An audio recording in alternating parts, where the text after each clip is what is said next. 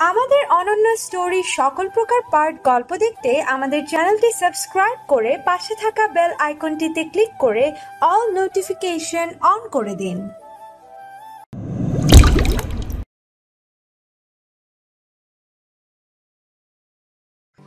বুঝলাম, এক্স এর বিয়ে, তাহলে নিশ্চয়ই কেঁদেছ। আর আমি যদি ভুল না হয় তাহলে তোমার হাতে এখন ওয়াইনের বোতল, যা হয়তো কয়েক শিফট খেয়েও নিয়েছ। Am I right? না, আমার হাতে কোনো ওয়াইনের বোতল নেই।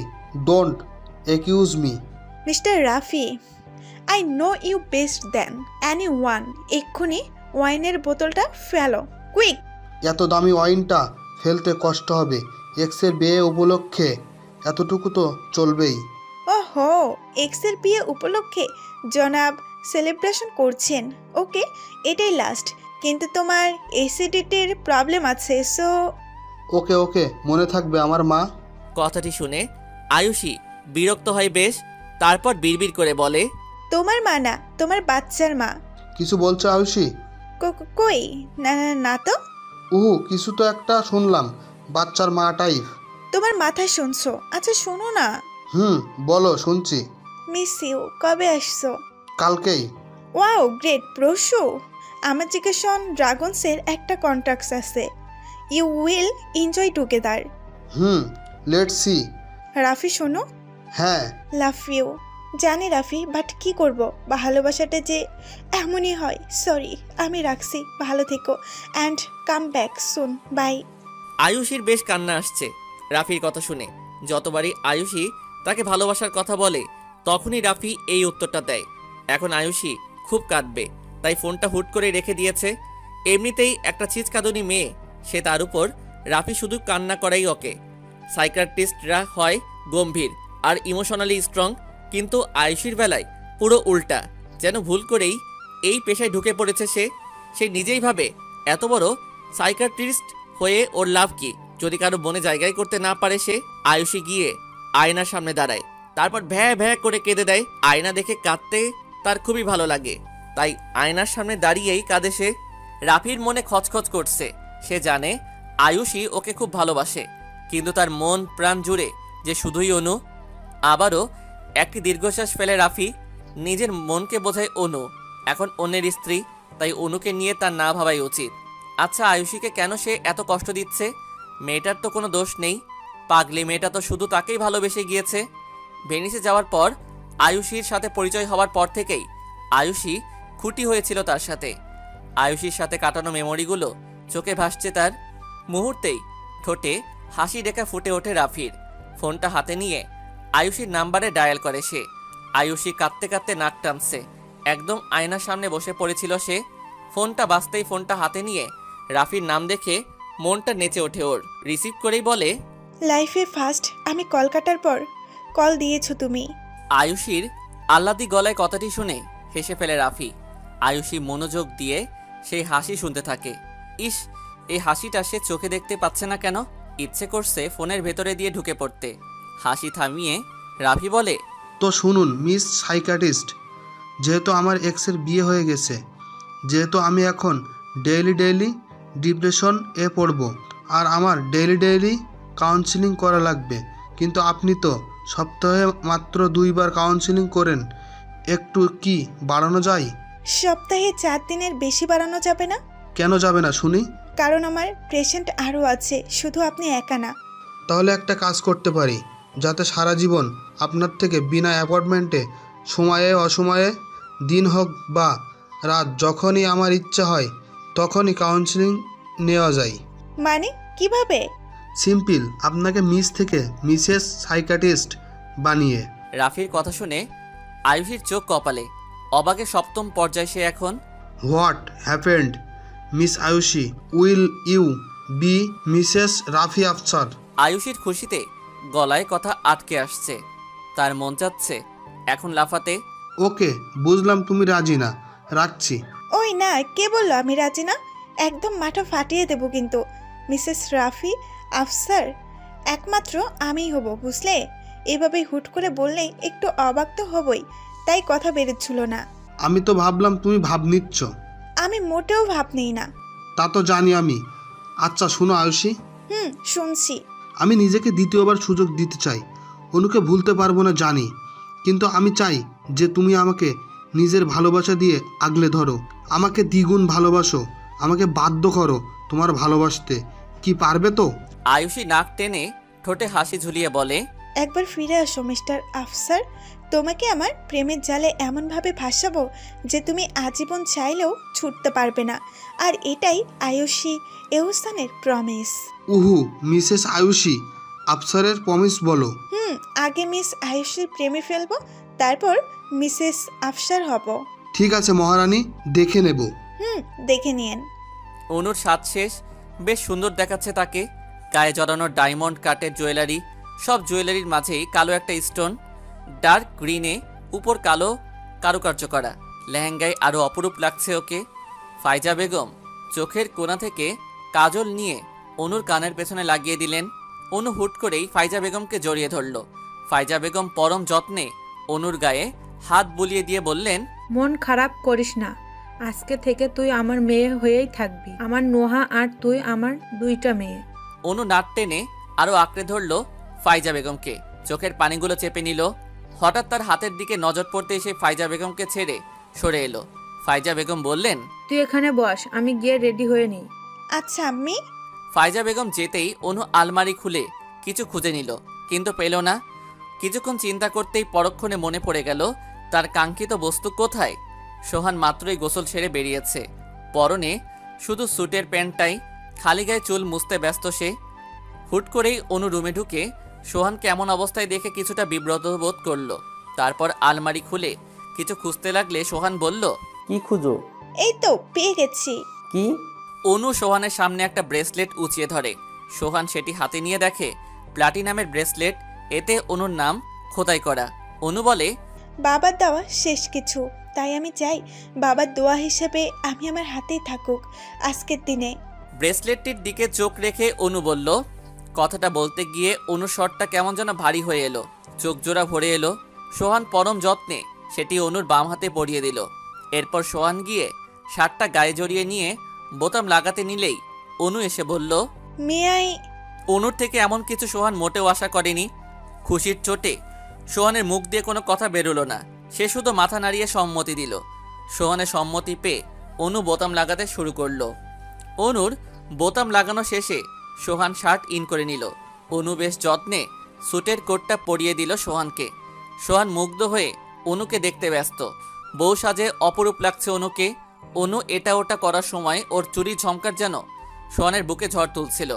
অনুর কপালে একটি উষ্ণ পরশ দিতে পারলে মন্দ হতো না। সোহানের চোখ অনুর বেঁকে থাকা টিকলিটাই আটকে গিয়েছে। কোট পরানো শেষে অনু বলল, বেডে গিয়ে বসুন। সোহান চুপচাপ গিয়ে বসে পড়ল। অনু সোহানের মাথাটা একটু ভালোভাবে মুছে চুলে জেল লাগিয়ে চুলগুলো সেট করে দিল। সোহানের হাতে ওয়াশটা পরিয়ে দিল, পারফিউম লাগিয়ে দিল। অনুর নিজেরও কেন জানি বেশ ভালো লাগছে, কেমন যেন বউ বউ লাগছে নিজেকে। এভাবে রোজ রেডি করিয়ে দিতে পারলে মন্দ হয় না, মনে মনে ভাবে অনু। সোহান উঠে দাঁড়াতেই অনু সোহানের কলার ঠিক করে দিয়ে বলে, নাও পারফেক্ট। সোহানের কোটের উপর হাত বুলিয়ে দিতে দিতে অনু সোহানের বুকে মাথা রাখে। সোহান তো শকড। এই মেয়ের আজ হলো কি আল্লাহ? অতি শোকে কি মমেরই লস হয়ে গেল নাকি? মনে মনে আওড়ায় সোহান। অনু সোহানের বুকে মাথা রেখে চোখ বুজে নেয়। সোহান বেশ দ্বিধাদ্বন্দ্বে ভুগে, তারপর জড়িয়ে ধরে অনুকে। বেশ কিছুক্ষণ চুপচাপ ছিল দুজনে। অনু সোহানের বুকে মাথা রেখেই বলে, আপনাকে রোজ এইভাবে রেডি করে দেওয়ার অনুমতি দেবেন? অনুর কথায় সোহান এবার কনফার্ম। অনু ওকে মেনে নেওয়ার চেষ্টা করছে। সোহান অনুকে ছাড়িয়ে অনুর কপালে একটি চুমু এঁকে দেয়। তার টিকলিটি ঠিক করতে করতে বলে, আমাকে রোজ রেডি করে দেওয়াটা তোমার অধিকার, এতে অনুমতি নেওয়ার কিছুই নেই, বুঝলে? আমাকে মেনে নেওয়ার চেষ্টা করছো। সোহানের প্রশ্ন শুনে অনু আগের ন্যায় সোহানের বুকে মাথা ঠেকায়। সোহানও জড়িয়ে ধরে। এরপর অনু বলে, নিজেকে আরেকটা সুযোগ দিচ্ছি, আপনাকে মেনে নিচ্ছি না। আমি আপনাকে ভালোবাসার চেষ্টা করছি, যা হবে বৈধ ভালোবাসা। আমি আপনার বাম পাঁজরের অংশ ছিলাম বলেই আপনার সাথে আমার জোড়া হয়েছে।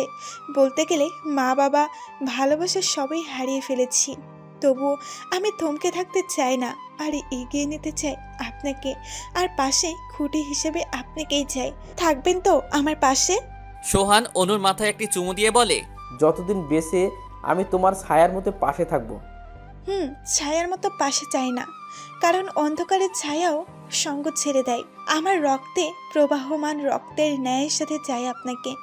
লাশে পরিণত হলেও যেমন রক্তকে আলাদা করা যায় না, তেমনি আপনাকেও যেন আলাদা করা না চাই আমার থেকে।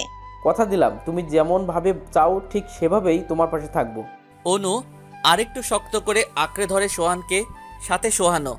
নুহা অনুকে খুঁজতে খুঁজতে সোহানের রুমে গিয়ে ঢোকে। সোহান নুহাকে দেখে হাত দিয়ে ইশারা করে কিছু।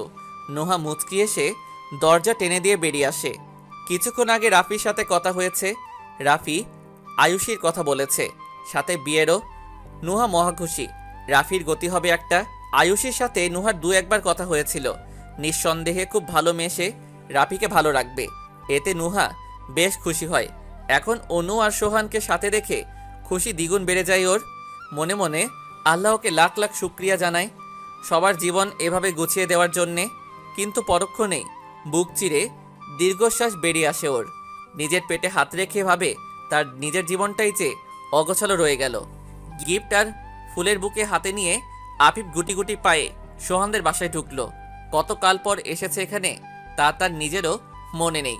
সোহান একটু দূরে দাঁড়িয়ে কার সাথে যেন কথা বলছিল। আফিফকে দেখে তার দিকে এগিয়ে এলো। ওয়েলকাম ওয়েলকাম, তুই আসবি মনেই হয়নি। যাই হোক, এসেছিস, তোর জন্য ধন্যবাদ। না আসলে কি হতো নাকি, আমার এককালের বেস্ট ফ্রেন্ডের বিয়ে। তা ঠিক, কিন্তু এতদিন কই ছিলি তুই? তোকে আমার বোনটা কত মিস করছে জানিস? বোন বলতে? তোর বউ আমার বোন লাগে, বুঝলি?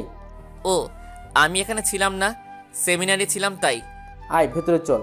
সোহান আফিফকে টেনে ভিতরে নিয়ে গেল। দুজনেই গল্প জুড়ে দিল। আফিফের ভেতরে প্রথমে একটু জড়তা কাজ করলেও পরে তা দূর হয়ে যায়। নুহা শেষবারের মতো অনুর সব কিছু চেক করে নিচ্ছিল। এরপর অনুকে সাথে নিয়ে নিচে নেমে এলো। সেই সময় নিচে বেশ হইহুল্লোড় পড়ে গেল। আফিফ আর সোহান দুজনেই সিঁড়ির দিকে তাকালো। সোহানের চোখ অনুতে আটকে গেছে, আর আফিফের চোখ নুহাতে। শ্যাওলা বর্ণের একটা কাতান, তার মধ্যে সিলভার কালারের কারুকার্য, গায়ে হোয়াইট স্টোনের গয়না, চুলে খোপা, আর তাতে ফুল, দেয়ালে কপালে টিকলি। বেশ সুন্দর লাগছে নুহাকে, কিন্তু এই কয়দিনে কেমন যেন রোগা হয়ে গিয়েছে, মুখটা ফ্যাকাশে হয়ে আছে। আফিফ অপলক সেদিকে তাকিয়ে আছে। একসময় নুহারও আফিফের দিকে চোখ যায়, দুজনেরই চোকাচোকি হয়ে যায়। ব্লু কালারের স্যুটে বেশ দারুণ লাগছে আফিফকে। চোখে খুশির ঝলক ফুটে ওঠে নুহার, কিন্তু পরক্ষণে মনে পড়ে যায় সেই কথাগুলো। মাথা নিচু করে ফেলে নুহা। এরপর অনুকে নিয়ে নেমে আসে। অনুকে বসিয়ে দিয়ে সেও অনুর পাশে বসে পড়ে। একটু পরে সোহান এসে বসে ওদের পাশে, আর সোহানের পাশে আফিফ। অনু, সোহান আর নুহা টুকটাক কথাবার্তা বললেও আফিফ চুপচাপ নুহার দিকে তাকিয়েছিল। এক পর্যায়ে নুহার তাতে অস্বস্তি লাগতে শুরু করে। সে উঠে চলে যায়। বাকিরা ওর যাওয়ার দিকে তাকিয়ে থাকলো শুধু। অনু বলল, মনে হয় আফিফ ভাইয়ের উপর বেশ রাগ করে আছে ও। হ্যাঁ রে, আমার শালিকা বেশ রাগ করেছে আমার উপর। অবশ্য দোষ আমারই। এখন মানাতে গেলে তৃতীয় বিশ্বযুদ্ধ হবে মনে হয়। বলে আফিফ একটি দীর্ঘশ্বাস ছাড়ল। যা গিয়ে আমার বোনের রাগ ভাঙা। তোর থেকে আমিও শিখে নিব নে, ভবিষ্যতে কাজে আসবে। শিখে নিলে আপনারই ভালো। আমি দেখে আসি ওকে। বলে আফিফ ও নুহার পিছে পিছে গেল। নুহা ফাইজা বেগমের সাথে কথা বলছিল। আফিফ গিয়ে সেখানে দাঁড়ালো। নুহা একটু বিরক্ত বোধ করলো তাতে। আফিফকে দেখে ফাইজা বেগম বললেন, আরে আফিফ যে, কেমন আছো বাবা? এই তো আন্টি, ভালো। আপনি? আমিও ভালো বাবা, কতদিন পরে দেখলাম তোমাকে। তোমার বউটা কিন্তু বেশ লক্ষ্মী আফিফ। ফাইজা বেগম নুহার থুতনি ধরে বললেন, থ্যাঙ্কস আন্টি। আচ্ছা, তোমরা এনজয় করো, আমি ওই দিকটা দেখে আসছি। ফাইজা বেগম চলে গেলে নুহা ও ওনার পেছন পেছন যেতে লাগলে আফিফ নুহার হাত ধরে আটকায় তাকে। আফিফ যেই না কিছু বলতে যাবে ওই দিকে হই হুল্লোড় পড়ে গেল। নুহা কোনো রকম হাতটা ছুটিয়ে সেদিকে ছুটে গেল। সোহান আর অনিমার সাইন নেওয়া হচ্ছে ম্যারেজ রেজিস্টারে। এরপর কাজে এসে আবারও বিয়ে পড়ালো ওদের। দুজনেই বেশ খুশি। বেশ জাঁকজমকভাবেই নিকাহ অনুষ্ঠানটি শেষ হলো। রাত 11:34। নুহা অনুকে বাসর ঘরে এনে বসিয়ে দেয়। পুরো রুমটা ক্যান্ডেল আর অর্কিড দিয়ে সাজানো। ফুলের সৌরভে মম করছে চারদিক। তা দেখে অনুর হাত পা রীতিমতো ঘামছে। সে নুহাকে বলে, দোস্ত, ভয় লাগছে খুব। লাগবারই কথা, কিন্তু আমার মনে হয় না সোহান ভাই জোর করবে তোর উপর। তোকে সময় দিবে নিজেকে মানিয়ে নিতে। তবে এই প্যাকেটটা নে। নুহা অনুর দিকে একটা প্যাকেট এগিয়ে দিল। অনু প্যাকেট খুলে টকটকে লাল রঙা একটি জর্জেটে শাড়ি পেল। আয় তোকে রেডি করিয়ে দিই, তুই ফ্রেশ হয়ে আয়। আচ্ছা। অনু ওয়াশরুমে চলে গেল ফ্রেশ হতে। তার বেশ অস্থির লাগছে। সে একেবারে শাওয়ার নিয়ে বেরিয়ে এলো। নুহা অনুকে শাড়ি পরিয়ে দিয়ে হালকা সাজিয়ে দিল। সোহান আর আফিফ বেলকনিতে দাঁড়িয়ে সিগারেট ভাগাভাগি করে খাচ্ছে আর বেশ জমিয়ে আড্ডা দিচ্ছে। আফিফ বলল, আজ তোর বিড়াল মারার পালা এলো অবশেষে। কি যে বলিস না, আমি কোনো জোরাজুরি করতে চাই না। ও যেদিন নিজেই আসবে সেদিনই দেখে নেব। তাই ভালো, হুট করে বিয়ে হলো, ওর টাইম লাগবেই মানিয়ে নিতে। ভালো রাখিস ওকে, বুঝলি? অবশ্যই। তা তুই আমার বোনকে কতটা ভালো রেখেছিস তাই বল দেখি। জানিস, আজকে পর্যন্ত মন খুলে হাসতে দেখলাম না ওকে। একটা মিসআন্ডারস্ট্যান্ডিং হয়েছে, ভয় নেই, মিটিয়ে নেব আজকেই। তাই ভালো, ওকে হ্যাপি রাখার দায়িত্ব তোর। আর আমার বোনের চোখে পানি আসলে পিঠে লাশ বানিয়ে দেবো তোকে। আর আমি তোকে পেটাবো আমার শালির চোখে পানি আসলে। দুজনেই হো হো করে হেসে উঠল। আফিফ ফ্রেশ হতে ওয়াশরুমে ঢুকে গেল। এদিকে নুহা অনুকে রেডি করে দিয়ে সোহানকে বলতে চলে গেল। নুহা সোহানকে এসে বলল, যাও যাও, ভাবি অপেক্ষা করছে। ভাইরে, এমনিতে লজ্জা লাগছে, আমার ভয় করছে যেতে। বারে, এদিকে তুমি ভয় পাও, ওইদিকে অনু। এমন হলে তখন জড়িয়ে ধরলে কেমনে? বলেই নুহা হেসে ওঠে। সোহান নুহার মাথায় চাপড় মেরে বলল, আমার খিস্তি নিস তাই না? এই নে, রাখ তোর গিফট। নুহার হাতে একটা বক্স দিল সোহান। এটা কেন? কেন, কি আবার? লাইফে যা কিছু পেয়েছি তোর অনেক অবদান, তাতে সামান্য একটা গিফট, তার সামনে এটা তুচ্ছ। বোন হিসেবে দিলাম, রাখ, আসি। সোহান নুহার মাথায় হাত বুলিয়ে চলে গেল। নুহার চোখ ভরে এসেছিল। সে কেমন যেন ফ্যামিলি পেয়ে গিয়েছে। মা বাবার আদর, ভাইয়ের মমতা, সবই সোহানের ফ্যামিলি থেকে পাওয়া। নুহা দরজা বন্ধ করে কাভার্ড থেকে একটা হালকা শাড়ি বের করলো। এরপর নিজের অর্নামেন্টসগুলো খুলে গায়ের শাড়ির আঁচলটা আলগা করতেই আফিফ বের হয়ে আসে ওয়াশরুম থেকে হুট করে। হঠাৎ এমন হওয়ায় নুহা থ মেরে যায়। আফিফ এক দৃষ্টিতে নুহার দিকে তাকিয়ে থাকে। নুহা নিজের কাপড় ঠিক করে নিয়ে যেই না দরজা খুলতে যাবে, আফিফ দৌড়ে এসে নুহাকে ঝাপটে ধরে আটকায়। অনুর বেশ অস্থির লাগছে। সে কিছুক্ষণ রুমে পায়চারি করে। হুট করেই তার রাফির কথা মনে পড়ে যায়। সে ব্যালকনিতে চলে যায়। নিজের মনের সাথে যুদ্ধ করতে ব্যস্ত হয়ে পড়ে সে। পরক্ষণে সোহানকে নিয়ে ভাবতে থাকে। সোহান রুমে ঢুকে অনুকে দেখতে না পেয়ে একটু চমকে ওঠে। ওয়াশরুমে দেখে অনুকে পায় না। এরপর বেলকনিতে চলে যায়। বেলকনিতে গিয়ে তার চোখ আটকে যায়। অনু দাঁড়িয়ে আছে। চাঁদের আলো তাকে ঘিরে ধরেছে চারপাশ থেকে। ভেজা খোলা চুল বাতাসে থেকে থেকে উঠছে। শাড়িটা বেসামাল হয়ে পিঠের দিকে প্রায় নেমে কোমরের নিচে এসে ঠেকেছে। কোমরের উপর থেকে সামান্য কিছু অংশ দেখা যাচ্ছে। সেদিকটা অসম্ভব ফর্সা। সোহানের নিজেকে ঠিক রাখতে বেশ কষ্ট হচ্ছে। হবেই না বা কেন? নিজের স্বপ্নের রানীকে কাছে পেতে কার না মন চায়? সোহান ধীর পায়ে সেদিকে এগিয়ে যায়। অনুর পেছনে দরজার সাথে হেলান দিয়ে দাঁড়িয়ে এক নজরে দেখতে থাকে। অনু গুনগুন করে কিছু গাইছে। সোহান তা শোনার চেষ্টা করে কান পেতে। বেশ ভালো গাও তো। পেছন থেকে এই কথাটি শুনে অনু দ্রুত ফিরে তাকায়। সোহান হেলান দিয়ে দাঁড়িয়ে আছে হাসি এঁকে। অনু বেশ লজ্জায় মাথা নিচু করে বলে, কি জানি ভালো গাই কিনা, তবে গাইতে পারি একটু একটু। না, ভালোই গাও। যাক, বাসরাতে বেশ ভালো গিফট পেলাম। এটি শুনে অনুর লজ্জা আরো দ্বিগুণ বেড়ে যায়। সোহান একেবারে অনুর সামনে এসে দাঁড়ায়। অনুর কানের কাছে মুখ রেখে ফিসফিসিয়ে বলে, তোমাকে বেশ সুন্দর লাগছে। বলে অনুর কানে একটা চুমু দিতেই অনু কেঁপে ওঠে। সোহানের পরনের পাঞ্জাবি খামচে ধরে লজ্জায় সোহানের বুকে মুখ লুকায়।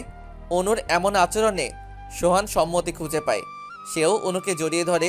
বেশ কিছুক্ষণ এইভাবেই থাকে। সোহান তার বাঁধন আলগা করতেই অনু উপাস ফিরে দাঁড়ায়। এবার সোহান অনুর পাশে এসে দাঁড়ায়। অনু সোহানের কাঁধে মাথা রাখে। কেমন যেন এক প্রশান্তি ছেয়ে যায় তার মনে। সোহানের বাহু আঁকড়ে ধরে চাঁদ দেখায় মনোযোগ দেয়। আর সোহান অপলক দেখতে থাকে তার ভালোবাসাকে। নুহা বেশ অনেকক্ষণ যাবৎ কান্না করছে আফিফের বুকে মাথা রেখে। দুজনেই মেঝেতে বসে পড়েছে। প্রথমে জেদ দেখালেও সে পরে আর পারেনি। সেও বাধ্য হয় আফিফকে কাছে টেনে নিতে। অবশ্য পরিস্থিতিটা তখন অনুকূলে ছিল। আফিফেরও বা দোষ নেই। একসময় নুহা শান্ত হয়ে পড়ে, থেমে থেমে ফোপাতে থাকে। আফিফ তার বুকের সাথে আঁকড়ে ধরে রাখে নুহাকে। হঠাৎ নুহা বলে, তোমার সেদিনের অবিশ্বাস মুহূর্তেই আমাকে চূর্ণ বিচূর্ণ করে দিয়েছিল।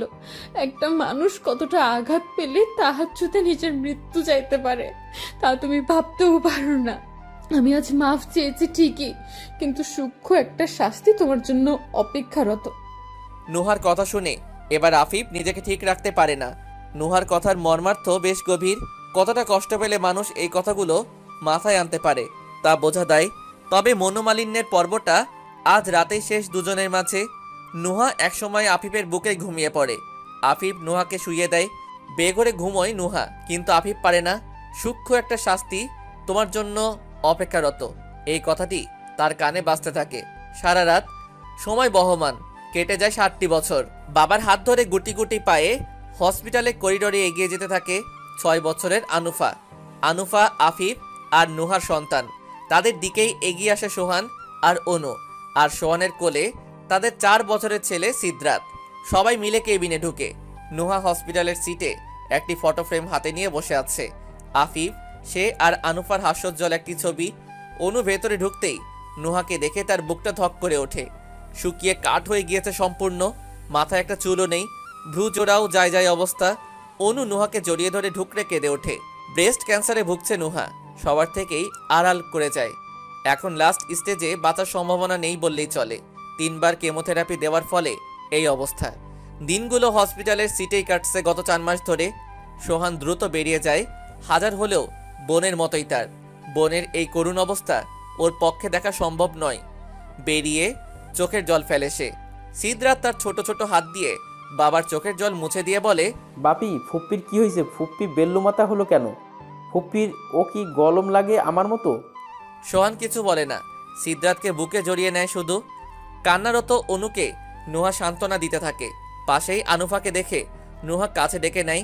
আনুফা দৌড়ে গিয়ে মায়ের কোলে ওঠে। আনুফার ছোট্ট চোখ জোড়াতেও পানি দেখে নুহা বলে, আমার আম্মুর চোখে পানি কেন? আম্মি, তুমি অসুস্থ, তাই আনুফার কষ্ট হয়। আম্মি, সুস্থ হয়ে বাসায় কখন যাবা? এই পচার জায়গায় আর কত থাকবা? এখানে সবাই পচা আম্মি। কত বড় বড় সুই নিয়ে ঘুরে ওরা, সবাইকে ব্যথা দেয়। আম্মি, তোমাকে কি ওরা সুই দিয়ে ব্যথা দেয়? মেয়ের কথা মনোযোগ দিয়ে স্মিত হাসে নুহা। তারপর মেয়েকে বুকে জড়িয়ে নেয়। দূরে দাঁড়ানো আফিফের দিকে নজর যায় তার। কেমন যেন পাগল পাগল লাগছে ওকে। চোখ জোড়ায় পানি টলমল করছে। দুপুর গড়াতে সোহান অনু চলে যায়, সাথে আনুফা কেউ নিয়ে যায়। বিকেলের দিকে রাফি ভিডিও কল দেয়। কলে নুহাকে দেখে রাফি আর আয়ুষী দুজনেই কেঁদে ফেলে। রাফি নিজেকে সামনে নিয়ে বলে, এমন কেন করলে ভাবি? সময় থাকতে কেন আড়াল করে গেলে? আনুপার কথাটাও কি মাথায় আসেনি একবারও তো? নুহা স্মিত হাসে। আজকাল এইভাবেই হাসতে অভ্যস্ত সে। আল্লাহর কাছ থেকে খুঁজে নিয়েছি, বুঝলে? তাই চাইনি কেউ জানুক। খুব দ্রুতই চলে যেতে চাই সব মায়া ছেড়ে। আর আনুফার কথা আমার ভাবতে হবে না। আফিফ আছে, তুমি আছো, আর আয়ুষী তো আছে। কি বলো, আয়ুষী পারবে না নিজের মেয়ের মতো করে আগলে রাখতে? আয়ুষী রাফির বাহুতে মুখ গুজে কাঁদছিল। নুহার কথা শুনে মাথা তুলে বলে, আপনি অনেক স্বার্থপর। ভাবি জানেন, আমার কত স্বপ্ন ছিল 2 যা মিলে কত কিছু করব, কিন্তু আপনার সাথে বেশি সময় কাটা হলো না। আর আপনি চলে যাচ্ছেন আমাদেরকে ছেড়ে। যেতে হবে আমাকে আয়ুষী। হয়তো এরপর যদি পুনর্জন্ম হয়, আমি তাহলে আল্লাহর কাছে একটাই দোয়া করব, তুমি যেন আমার বোন হও। এবার বলো, অনুফাকে দেখে রাখবে না? রাখবো ভাবি, নিজের মেয়ের মতো দেখে রাখবো। তবুও সুস্থ হয়ে যান ভাবি, প্লিজ। আয়ুষী কেঁদে দেয়। রাফি ওকে সান্ত্বনা দিতে থাকে। তা দেখে নুহা বলে, ওকে সামলাও রাফি। নুহা ল্যাপটপটা অফ করে পাশে রেখে দিয়ে উঠে দাঁড়ায়। জানালার পাশে গিয়ে দাঁড়িয়ে আকাশ দেখতে ব্যস্ত হয়ে পড়ে। ভাবতে থাকে, আজ মৃত্যু পথযাত্রী বলে আমার জন্য সকলের চোখে পানি। সবাই আমার কত খেয়াল রাখছে, সবাই দেখতে আসছে, কিন্তু মামুনি আসলো না। তাই তো মামুনির কাছেই চলে যেতে চাচ্ছি। মামুনি, আমিও তোমার মতো আকাশের তারা হয়ে যাব। তারপর তুমি আমি মিলে রাতে আলো ফোটাবো। সত্যি। আফিফ কেবিনে ঢুকে দেখে নুহা দাঁড়িয়ে আছে। সেই নুহাকে ডেকে নেয়। নুহা, ওষুধটা খেয়ে নাও। নুহা আর কিছু না বলে বিছানায় এসে বসে। আফিফ প্রেসক্রিপশন দেখে ওষুধ ছিলে নুহাকে খাইয়ে দেয়। এরপর চলে আসতে নিলেই নুহা হাত ধরে আটকিয়ে বলে, এভাবে দূরে দূরে থাকো কেন? পাশে থাকলে তো সমস্যা নেই, ক্যান্সার তো আর ছোঁয়াচে নয়। আফিফ নুহার পাশেই বসে পড়ে মাথা নিচু করে। নুহা আফিফের গালে হাত রেখে নিজের দিকে ফেরায়। আফিফ কাঁদছে নিঃশব্দে, তার চোখের পানি তার জানান দিচ্ছে। নুহার বেশ মায়া হয়, সে বলে, এভাবে কান্না করার কি আছে? সবাই শুধু কান্না করে কেন? অনু কেঁদেছে, সোহান ভাইও, রাফি, আয়ুষী, সবাই, এখন তুমিও। জানো আমার কান্নাকাটি বেশ বিরক্ত লাগে। আর মানুষ কি সারা জীবন বেঁচে থাকে নাকি? এক না একদিন তো মরতেই হয়। আমি না হয় আগেই গেলাম।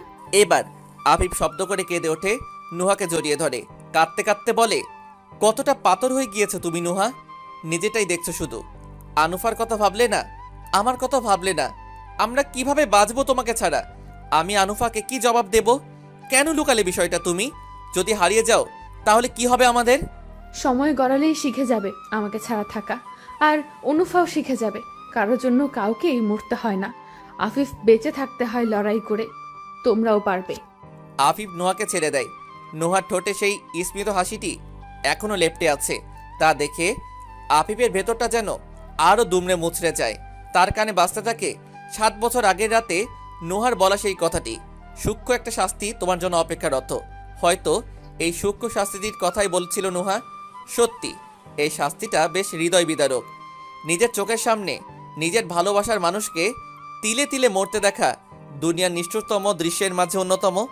অবিশ্বাস করার শাস্তিটা আফিফ অবশেষে পেয়েই যায়। চলে যায় নুহা চিরতরে, হারিয়ে যায় তার জীবন থেকে। তাকে সূক্ষ্ম শাস্তিতে দণ্ডিত করে যায় আজীবনের জন্য।